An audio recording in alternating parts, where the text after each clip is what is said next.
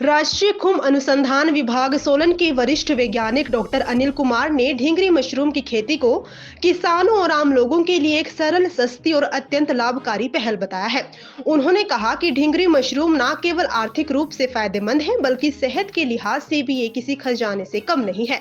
Doctor Anil Kumar के अनुसार ढींगरी mushroom में लोबास्टेटिन नामक महत्वपूर्ण औषधीय तत्व पाया जाता है, जो शरीर में बढ़े हुए कोलेस्ट्रॉल को कम करने में सहायक है। यही कारण है कि ये मशरूम स्वास्थ्य के प्रति जागरूक लोगों के बीच तेजी से लोकप्रिय हो रहा है। डॉक्टर अनिल कुमार ने बताया कि बटन मशरूम की तुलना में ढींगरी मशरूम की खेती की लागत काफी कम होती है। इसे कच्चे मकानों, झोंपड़ियों या बेसमेंट जैसी जगहों पर भी आसानी से उगाया जा सकता है। खेती के लिए गेहूं, धान या सरसों के भूसे का उपयोग किया जाता है। भूसे को उपचारित कर जब उसमें 55 से 60% नमी रह जाती है, तब बिछाई कर उसे छिद्र युक्त थैलियों में रखा जाता है। डॉक्टर कुमार ने मशरूम की तुड़ाई पर विशेष जोर देते हुए कहा कि ढींगरी मशरूम को मुड़ने से पहले यंग स्टेज पर तोड़ना चाहिए, ताकि उसका स्वाद और गुणवत्ता बनी रहे। इसकी सबसे बड़ी विशेषता यह है कि इसे धूप या कमरे में आसानी से सुखाया जा सकता है। सुखाने के बाद इसका पाउडर बनाकर या सूखे के रूप में इसे 6 महीने तक सुरक्षित रखा जा सकता है। हम बात करते हैं ढींगरी मशरूम की खेती की। जो ढींगरी मशरूम है ये बहुत ही लाभदायक और औषधीय गुणों से भरपूर है। ढींगरी मशरूम में एक लोबास्टेटिन बायोएक्टिव कंपाउंड पाया जाता है, जिसकी वजह से इसकी काफ़ी डिमांड है। हेल्थ में इसका का सेक्टर में काफ़ी इसकी डिमांड रहती है। और साथ में ही जो आपकी ढींगरी मशरूम है वो कोलेस्ट्रॉल को कम करने की क्षमता भी रखती है। इसलिए आम जनों में और जो मशरूम ग्रोअर हैं इनमें इसका काफ़ी ज़्यादा क्रेज़ है। दूसरा एक कमर्शियलाइज फसल है और अगर हम लोग इसको ग्लोबली अगर देखें तो इसका 21% इसका हिस्सा है पूरे जो विश्व की प्रोडक्शन है मशरूम का। भारत में ये आपका 17-18% इसका जो टोटल प्रोडक्शन में इसका हिस्सा है। और इसके बाद जो है ये इसकी खेती देखिए बहुत ही सरल है। अगर हम लोग इसकी तुलना अपना जो बड़ी मशरूम है, बड़ी फसल है बटन मशरूम में करें तो इसको जो इनपुट कॉस्ट है वो काफ़ी कम होती है। ना इसके लिए कोई सोफिस्टिकेटेड स्ट्रक्चर की ज़रूरत होती है, ना इसकी जो खाद जो इसका सबस्ट्रेट तैयार किया जाता है, ना कोई लंबी विधि है। बिल्कुल सरल विधि है। 1 दिन में भी तैयार आप इसका सबस्ट्रेट कर सकते हैं, 5-6 दिन भी लग सकते हैं। 3-4 इसकी विधियाँ हैं, बिल्कुल सिंपल है। और आप आज सोचो तो आज ही ढींगरी मशरूम की खेती कर सकते हैं। ढींगरी मशरूम का खेती आप जो झोंपड़ी हैं, छोटी छोटी कच्चे मकान हैं उनमें कर सकते हैं। आपके घर के नीचे अगर कोई बेसमेंट में कोई कमरा पड़ा है उसमें ढींगरी की खेती कर सकते हैं।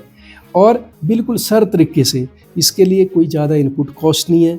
और देखिए ढींगरी को अगर जो सबसे आम जो इसका सबस्ट्रेट है वो आपका गेहूं का भूसा है, पुआल का भूसा है, आपका जो सरसों का भूसा उसके ऊपर भी कर सकते हैं।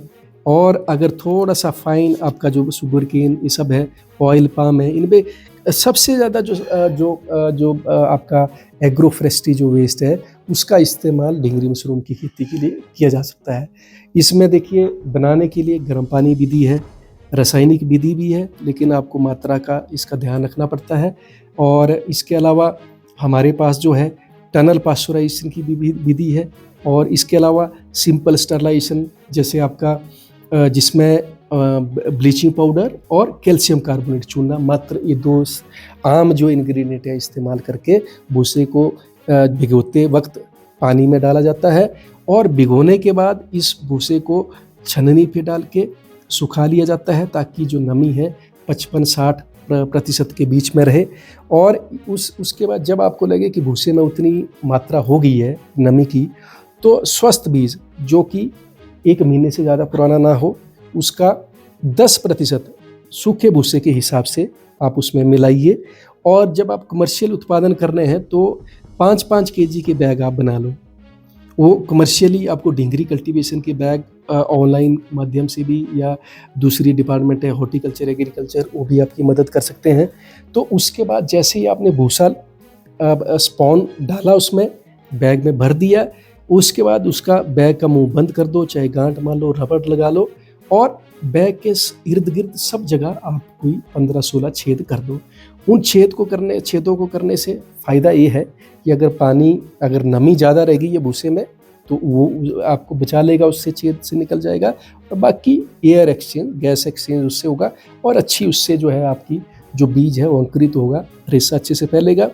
बिजाई करने के बाद उन बैगों को ऐसे कमरे में रख दीजिए जहाँ वेंटिलेशन की कोई ज़रूरत नहीं है, जहाँ पे लाइट की कोई ज़रूरत नहीं है, पानी की कोई ज़रूरत नहीं है। सिंपल आपने कमरा बंद रखना और तापमान को मॉनिटर करना जब तक पूरा बैग आपका सख्त ना हो जाए, सफ़ेद ना हो जाए। जब ये चीज़ हो जाएगी तो इसका मतलब ये होगा कि आपका जो स्पोरन है, बीज आपका फैल गया है, आपके बैग जो है वो आपको जो है फ्रूट देने के लिए तैयार हो गए हैं। जो जल्दी ग्रो करने वाली स्पीसीज़ हैं, आपका चाहे आपका ये जो पिंक ढिंगरी है, या आपका दूसरी है स्नो वाइट कलर का ये आपका मेम्ब्रेनस है, ये जल्दी ग्रो करती हैं। 7-10 दिन में इनका बीज फैल जाता है, 13-14 दिन में फ्रूट मिल जाता है। इसके अलावा जो दूसरी स्पीसीज हैं, प्लोटस अजोर काजू है, या दूसरा ऑस्टेटस है, प्लोटस पल्मोनेरियस है, दूसरी जो स्लो ग्रोइंग है, वो 15-18 दिन में स्पोरन हो जाता है, उसके अगले 1 हफ्ते के अंदर फ्रूट मिल जाता है। ठीक है। और इसके जब आपकी फ्रूटिंग चलती रहती है तो लगभग आपका एक 5 किलो के बैग से आमतौर पे 1 से 2 किलो आपको जो है फ्रूटिंग उससे मिल जाती है।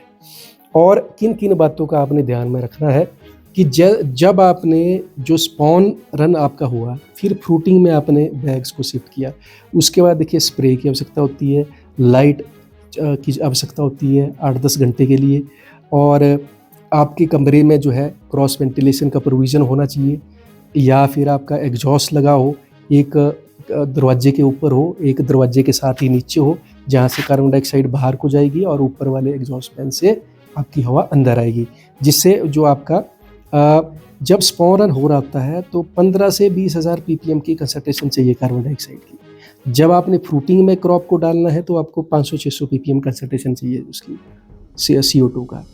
और उसके बाद जब फ्रूटिंग शुरू होगी, फ्रूटिंग शुरू होने के बाद आपने बिल्कुल ध्यान रखना है हवा का, पानी का, लाइट का, जिससे क्वालिटी आपकी बनी रहे। और आपने टाइमली क्रॉप को हार्वेस्ट करना है। अगर आपकी ढिंगरी मशरूम अंदर की तरफ ज़्यादा मुड़ जाए तो इसका वो इंडिकेट करता है कि आपकी फसल जो है ओवर मैच्योर्ड है, और जब आप उसको पकाओगे तो पकाने की जो उसकी जो गुणवत्ता है वो प्रभावित होगी, वो बड़ा रबड़ी सा होगा, खाने में अच्छा नहीं लगेगा।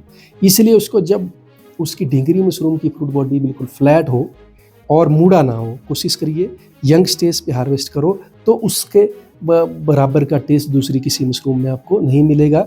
ये बड़ा अच्छा टेस्ट इसका होता है। और देखिए जब आपकी ढिंगरी मशरूम तैयार है तोड़ने के लिए, उस वक्त आप पानी ना दें फ्रूट बॉडी के, अवॉइड करिए। और अगर पानी दे रहे हो, थोड़ा पानी चला गया तो एग्जॉस्ट फैन चलाइए, हवा घुमाइए, फ्रूट बॉडी की सतह को सुखा लो, जिससे क्या होगा कि जब पानी ऊपर नहीं ठहरेगा तो उससे जो है आपके जो है उसमें बैक्टीरिया नहीं पनपेगा, जिससे आपकी फ्रूट बॉडी स्वस्थ रहेगी और 1-2 दिन तक आराम से वो चली रहेगी, सेल्फ लाइफ उसकी बढ़िया रहेगी। और उसके बाद जब आपने तुड़ाई आपने कर ली, उसके बाद क्या है, इसको देखिए कि आपका बैग में कहीं सीलिंग तो नहीं होगी। अगर आपको लगे कि कुछ बैग में माइसीलियम बहुत जम गया, उसको स्क्रैच कर लो आधे सेंटीमीटर की थिकनेस तक, फिर वो दोबारा फ्रूटिंग देने लगेगा। और जब आपने फ्रूट बॉडीज़ को हार्वेस्ट कर लिया, आपको पता होना चाहिए कि आप मार्केट में भेजने वाले हों या इसके साथ दूसरा क्या करने वाले हैं। ढिंगरी की एक बड़ी विशेषता है कि ढिंगरी की जो ड्राइंग है, सुखाना इसको बड़ा आसान है। सुखाना चाहे आप इसको टेबल पे रख के सुखा लो, आप इसको सनलाइट में, सूरज की रोशनी में सुखा लो, ये आसानी से सूख जाता है। इसको कोई बड़ा ड्रायर की आवश्यकता नहीं है, और सूखने के बाद इसका टेस्ट भी नहीं बिगड़ता, कोई कड़वाहट इसमें नहीं आती है। और आप इसको 6 महीने कम से कम इसको किसी एयरटाइट कंटेनर में रखो, जब ज़रूरत हो थोड़ा गर्म पानी में डाल के इसको सब्जी बना सकते हो। जितने प्रोडक्ट ढिंगरी के बनते हैं किसी दूसरी मशरूम के नहीं बन सकते। आप इसका ड्राई करके पाउडर बना लो, जो प्रोडक्ट जो भी इसके बिस्किट या दूसरे प्रोडक्ट बनाओ, बहुत ज़्यादा बन जाते हैं, और इसकी कीपिंग क्वालिटी काफ़ी अच्छी है। और दूसरा देखिए, अधिकतर ये देखा जाता है कि जी हमारे बच्चों को या किसी दूसरे जो है उनको मशरूम का टेस्ट पसंद नहीं आता है, तो उनको खिलाने के लिए आप क्या कर सकते हैं कि जैसे जो आपका गेहूं का आटा है, उसमें थोड़ा सा मशरूम का पाउडर डाल लीजिए, उसको मिक्स करके उस तरीके से आप कंज्यूम कर सकते हैं। तो ढींगरी मशरूम हर एस्पेक्ट में, हर उस तरफ, किसी भी तरफ से आप देखिए, ये एक बड़ी अच्छी है और आम जन के लिए बहुत ही एक लाभदायक है। चाहे बिजनेस करना, बिजनेस के लिए, या दूसरा औषधीय गुणों के हिसाब से देखना, तो अपने आप में एक बैलेंस फूड है। धन्यवाद।